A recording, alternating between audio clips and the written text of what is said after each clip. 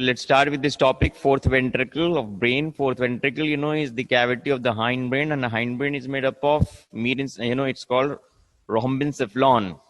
Rhombencephalon is made up of cerebellum, pons, and medulla, and it's divided into metencephalon, myelencephalon. Metencephalon includes pons and cerebellum, and myelencephalon is medulla oblongata. This ventricle is the cavity of the hindbrain, and hindbrain is located in the posterior fossa below the tentorium cerebelli.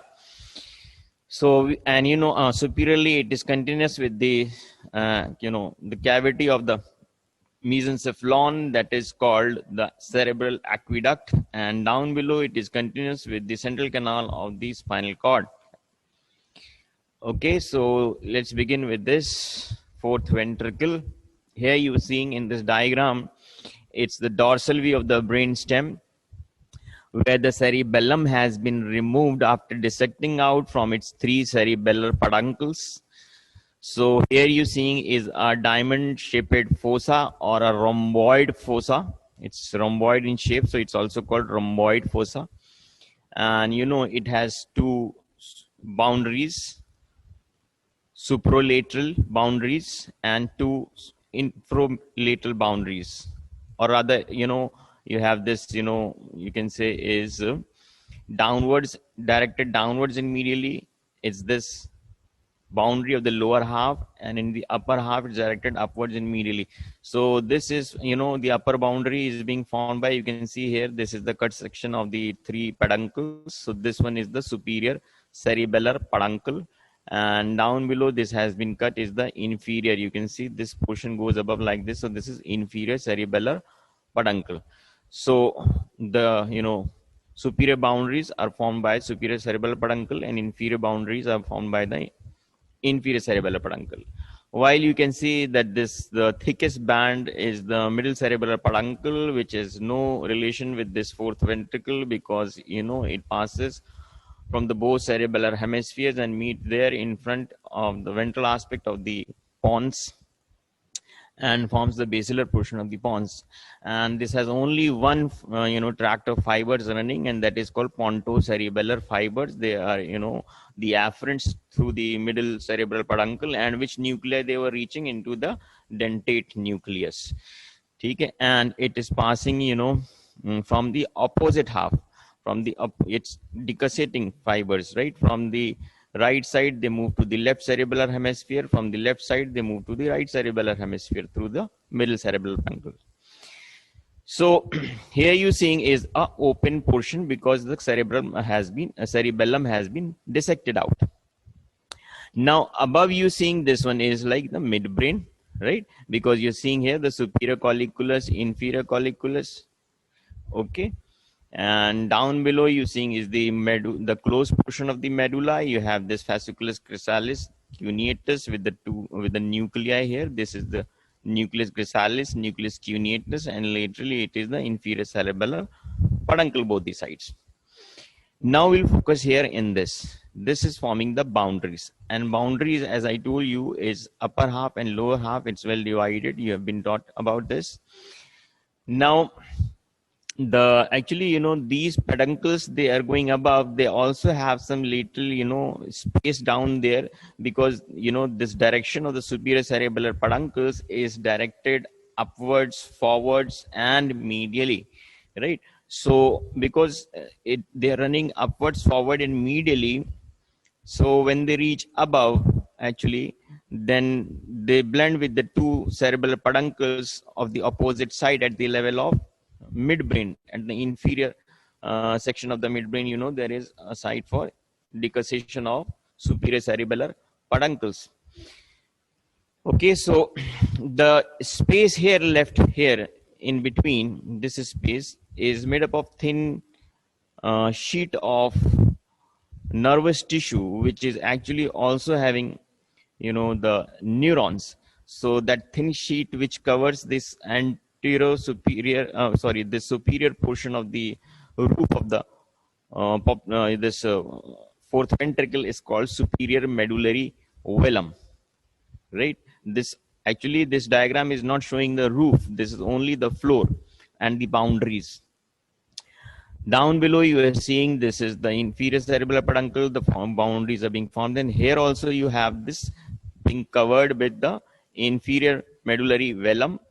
But the inferior medullary velum, which forms the floor in the lower half, roof in the lower half, is actually called, thylakoidea, because of, the modification in this part. And this part, there is, if you compare the superior and inferior medullary velum, this one is thinned out.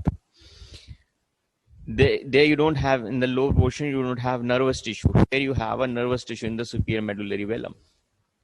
So the boundaries you've got to know. Let's talk about the floors now. So floor, you say, is a rhomboid fossa where you have, the median longitudinal or the dorsal median sulcus. Dorsal median sulcus divides it bilaterally into two halves, right? And as you know, you've been taught about the functional columns. They have been divided by this sulcus limitans. This sulcus limitans into two eminence. This is the basal lamina or the median eminence between the dorsal median sulcus and the sulcus limitans. And lateral to that was alar lamina. Okay. So, the nuclei, the functional columns here in this portion, in the median eminence or the basal lamina, will be those of the efferent group of nucleus, efferent functional columns. And in the laterally, in the alar lamina, the nucleus is embedded are basically all of them are afferent nucleus. So here in this portion, this is called median eminence, right, between the dorsal median sulcus and the sulcus limitans. So here you find that the sulcus limitans, where it reaches above and just below to this superior cerebellar peduncle, at the point where it meets, there is a depression called superior fovea. Down below the two sulcus limitans, they dip downwards and medially and meet like you can see it is like a shape of a nib of a pen. Have you used that, fountain pens where ink was filled? They had like, they have this nib. And that's why this is called calamus scriptorius. This portion is called calamus scriptorius just because it is in the shape of a nib of a pen. Okay. So at the lower limit, you can see the sulcus limitans dips downwards and medially to approach the dorsal median sulcus. And at this lower point, here also you have a depression, and this is called inferior fovea. Okay. Then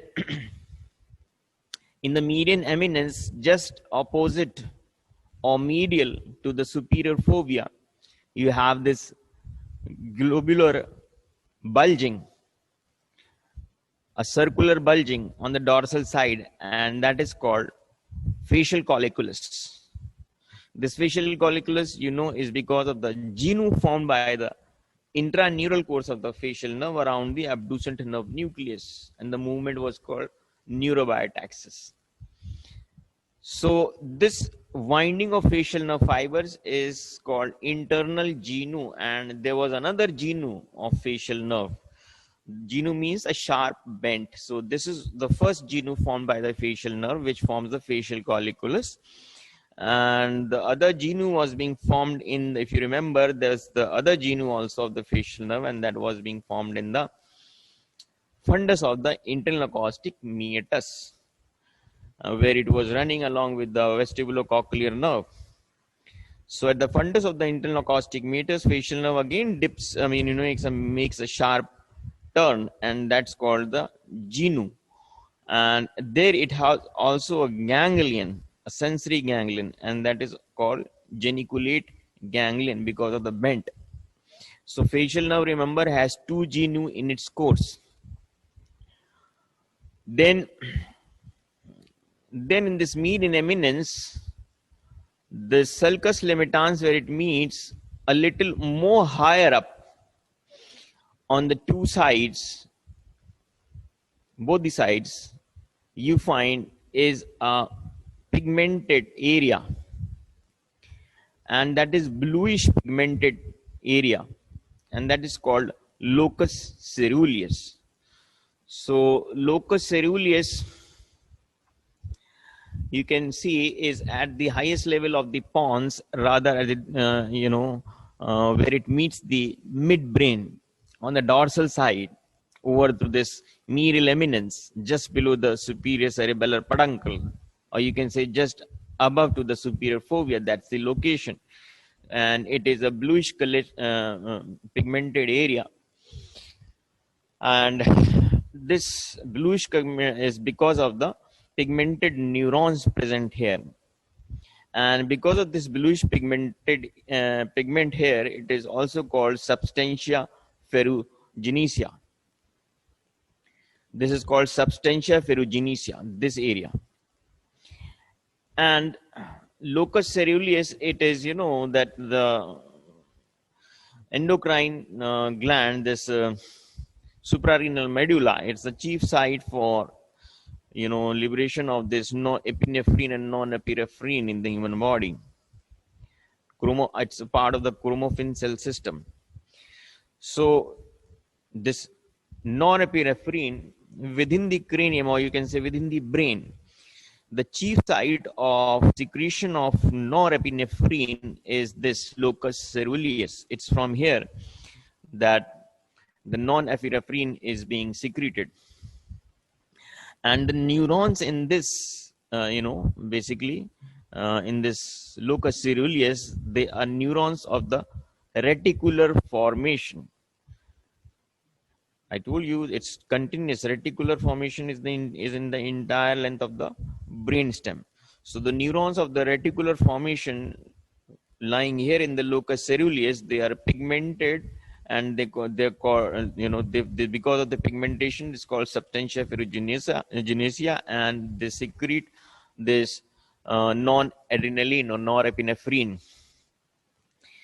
Now, basically, important point about this is the site here, because it's an site for active secretion of norepinephrine, and it takes part in the paradoxical sleep.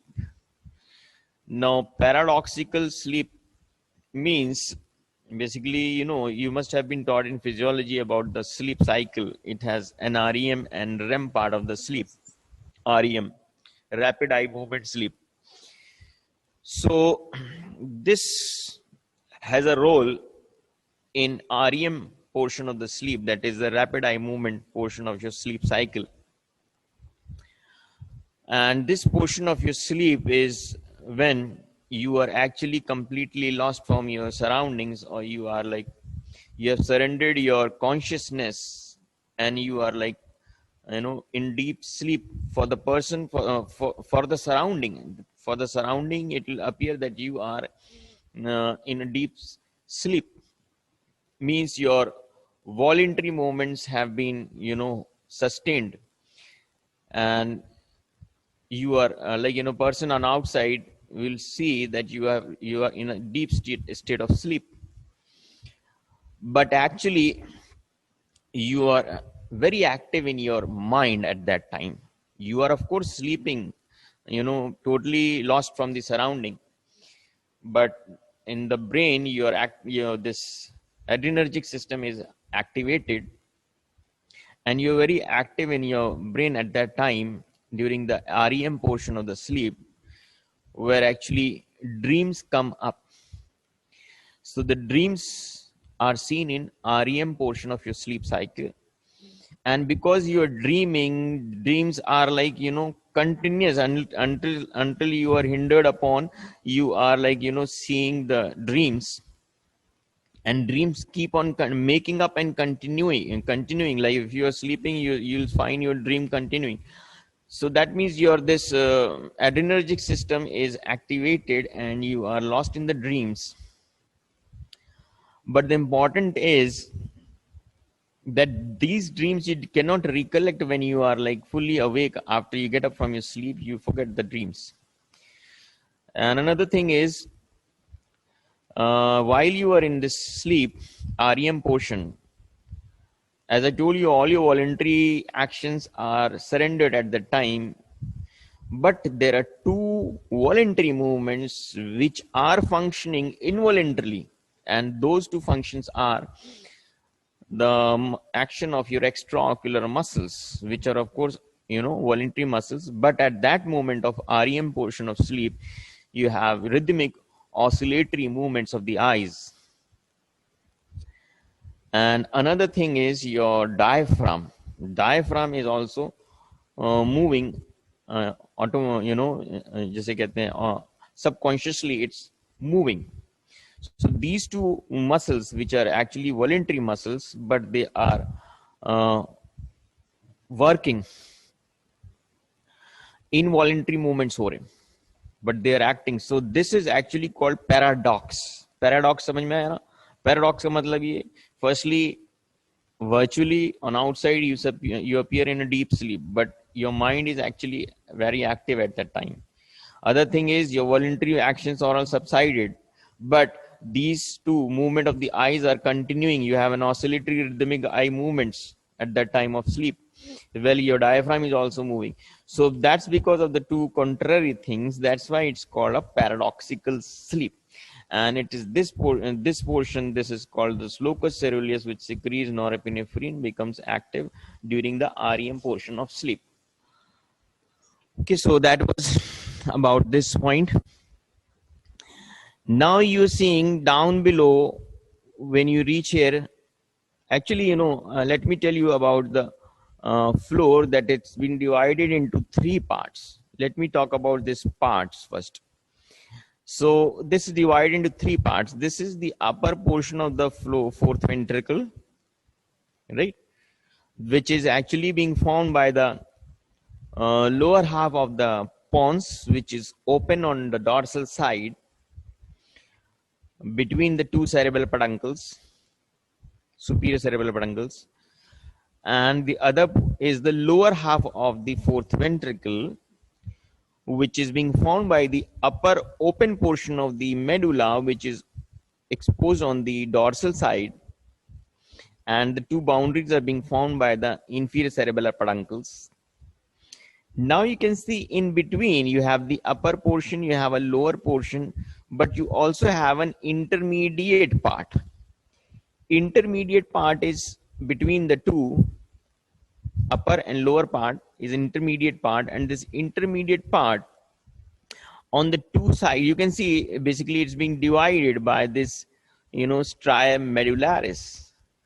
This is stria medullaris. This is being formed by the fibers of the arcuate nucleus, remember, and the basilar portion of the pons, and rather, there were pontine nuclei, and during the course of development, few of these pontine nuclei, they descend down, and they are, located in the upper portion of the medulla, ventral to the pyramids. And from these arcuate nucleus, fibers decussate and move to the opposite side of the cerebellum. So these fibers, they are actually also forming the posterior external arcuate fibers. No, actually posterior external arcuate is not this. Posterior external arcuate is basically formed by the accessory cuneo-cerebellar tracts.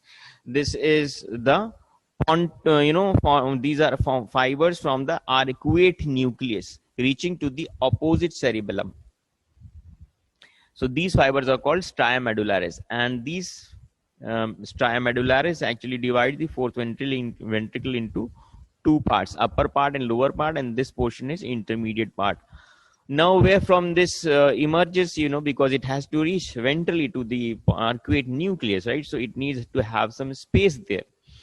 So the space between here, the superior and inferior cerebellar peduncle, this portion is called the, floor of the lateral recess. This cavity, let me tell you, this fourth ventricle, the cavity has recesses.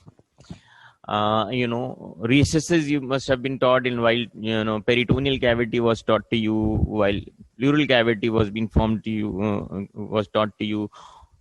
Pericardial cavity was taught to you. So such any cavity, which is a big cavity, in, when it expands, it has some small little portions for which are giving way to the surrounding because of some weakness either into the abdominal wall or to the viscera, in between a gap in a viscera. So if it finds a way, the cavity protrudes out. And similarly is happening here, that the fourth ventricle, it's finding way here because of the gap between the superior and inferior cerebellar peduncle. So it's from here that the ventricle is exposed, or it's moving out from this space here. The diamond rhomboid shaped is having a recess, a dilatation here on the lateral side, and that is called the lateral recess. Although it has a recess above also in the dorsal side, which is like in the ventral aspect of the cerebellum, there are three such dorsal recesses in the roof also, which I'll tell you later on. So here you see that this intermediate part is formed by the stria terminalis or stria medullaris, and which is a band of arcuate fibers reaching to the opposite cerebellar hemispheres. Then look here. Now this portion is called the dorsal surface of the lower pons, and this is the dorsal surface of upper medulla, and this is the intermediate part. So these are the three parts. And the dorsal surface of the lower medulla, this portion, as I told you, it is called like calamus scriptorius, the nib of a pen. Anyway, so we were discussing all small little features on the floor. Yes, so before that, let me tell you the layers of the floor.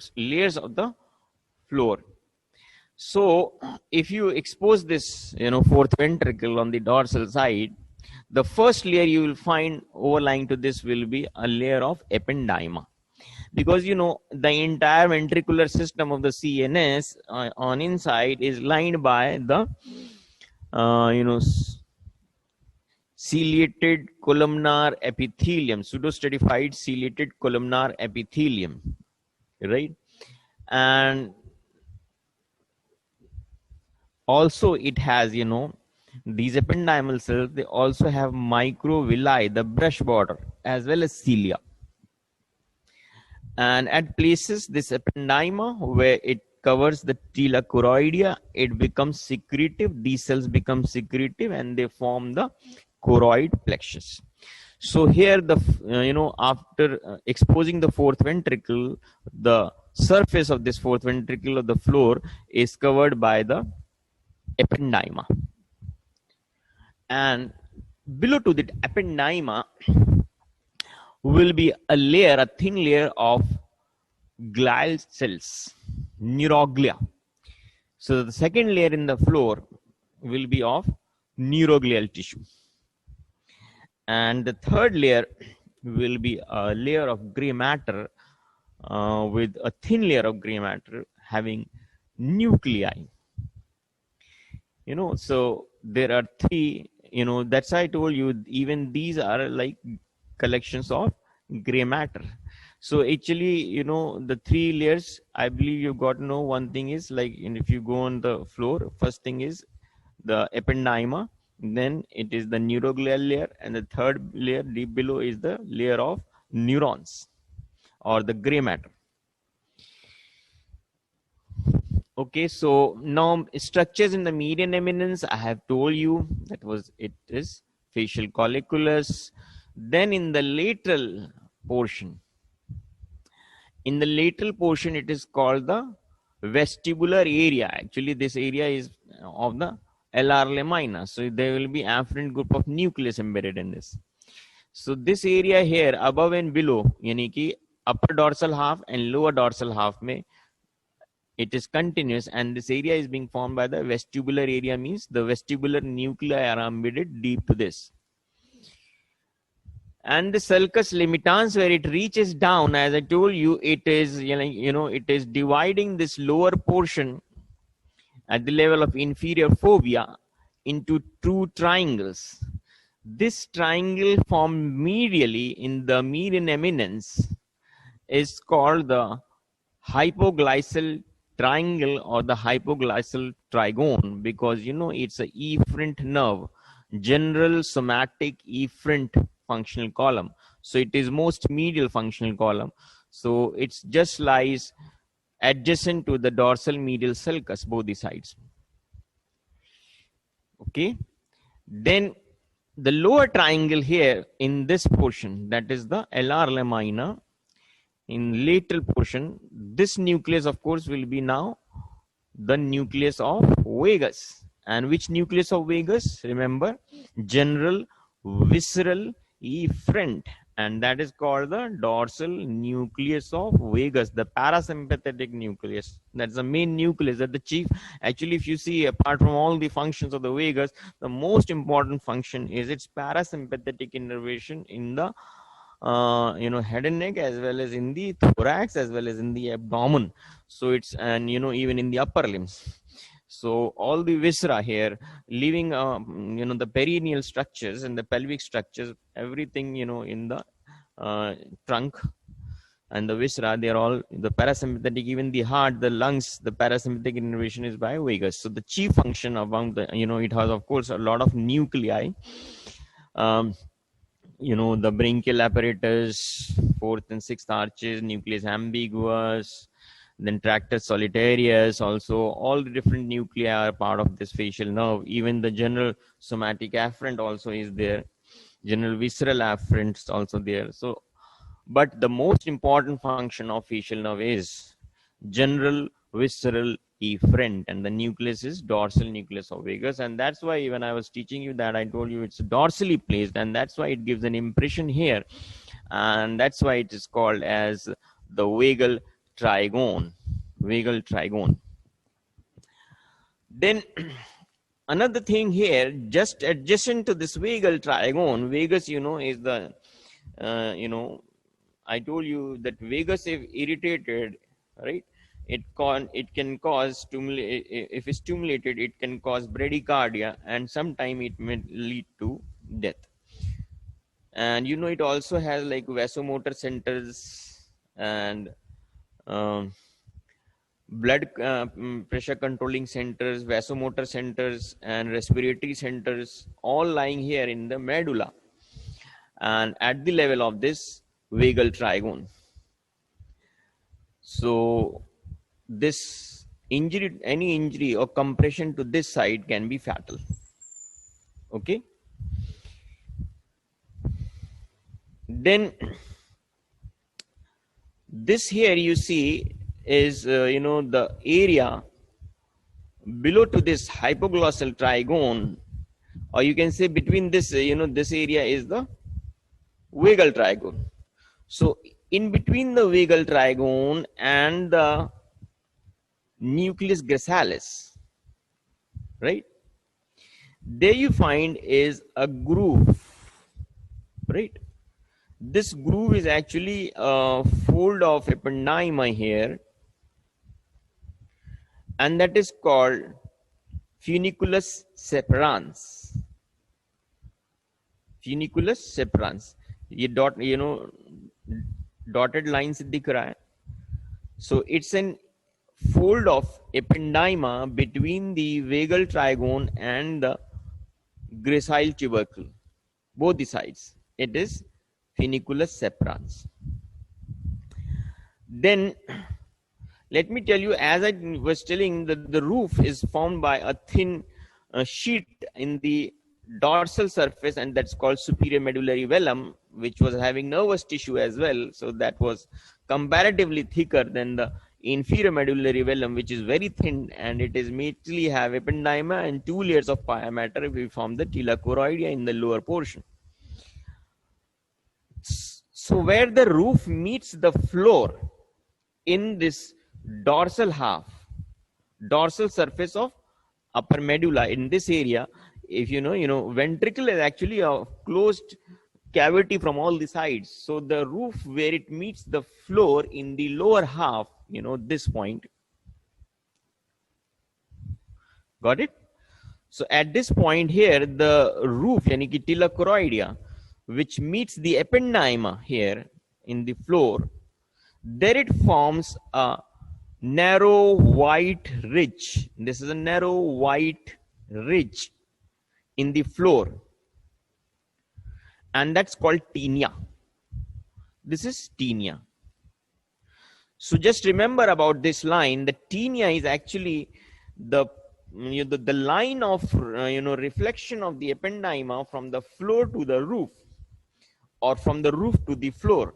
The roof joins the ependyma of the floor at this point, or you can say the inferior medullary velum, the tila choroidea that joins here, the tila choroidea merges with the ependyma of the floor at this point, and that forms a narrow white ridge, and that is called tinea. Okay.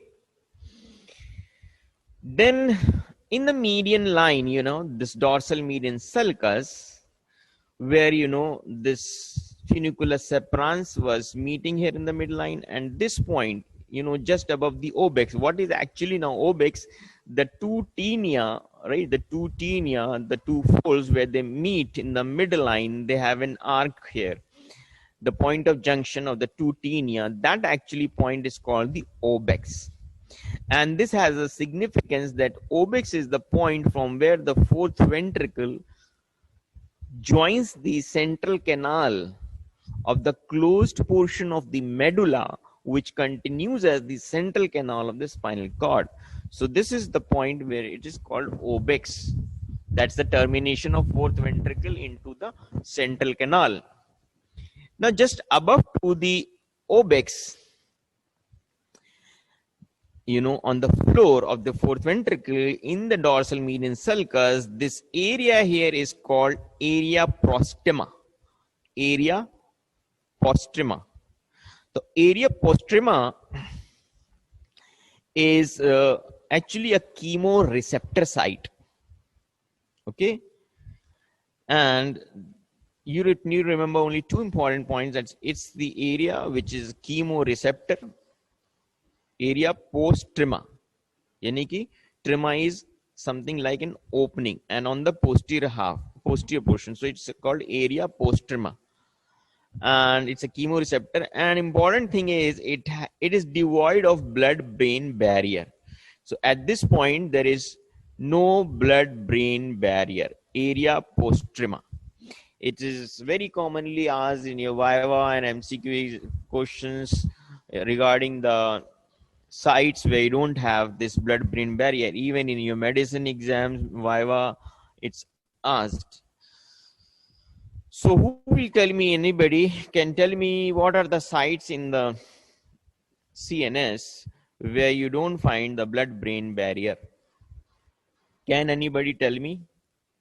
The sites which are devoid of BBB. Sir, it is hypothalamus, pineal gland, and choroid plexus. Okay. Not exactly hypothalamus, but from the floor of the hypothalamus down below, there is this, infundibulum on the stalk of the pituitary, which suspends, by piercing this diaphragma cilia, and that is called hypophysis cerebri.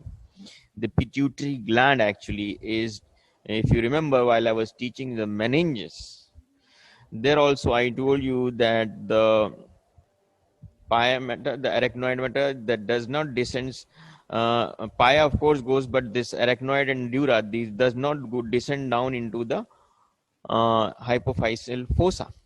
So the pituitary is one site which is devoid of BBB. And this third ventricle is the cavity of the diencephalon, and on the ventral aspect there is hypothalamus. From there, this is pituitary suspended. Similarly, another area is that is on the dorsum of the hypothalamus, as you were telling. Who was telling me this? That on the dorsal also there is a gland? Sir, Janvi. Janvi Singh. Sir, Janvi Tripathi. Tripathi, okay. Janvi Tripathi.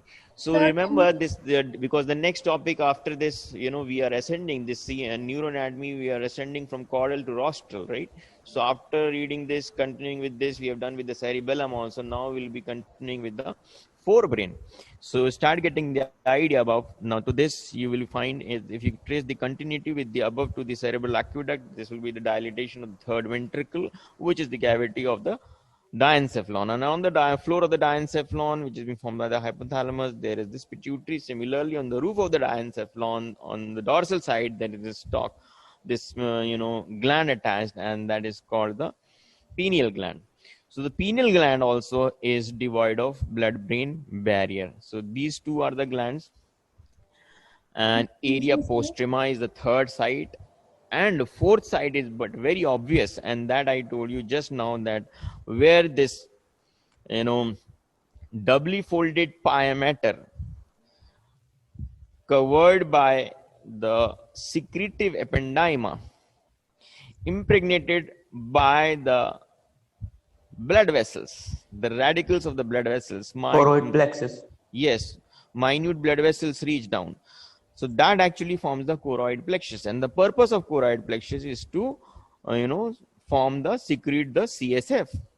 So the choroid plexus, of course, is also devoid of blood-brain barrier. So these are the four sides, the two glands above, on the dorsal and ventral aspect of the diencephalon, pituitary and hypothalamus, pituitary and pineal gland, and area postrema and the choroid plexus. Remember these four sides which are devoid of blood-brain barrier. Okay, so I think these are all the main features of the floor of the fourth ventricle which I have discussed. You must have got the idea about all these little things. Sir, actually, some students are waiting because of the net connection. They've been logged out. So if you can take them in.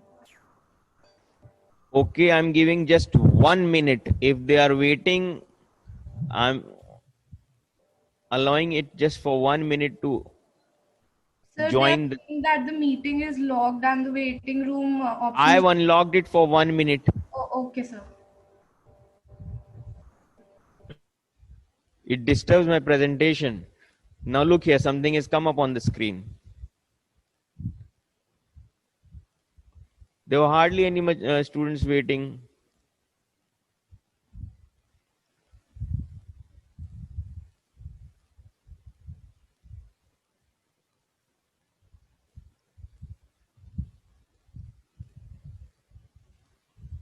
अब ये screen पे window आ जाती है sir नहीं है इस time. Okay, so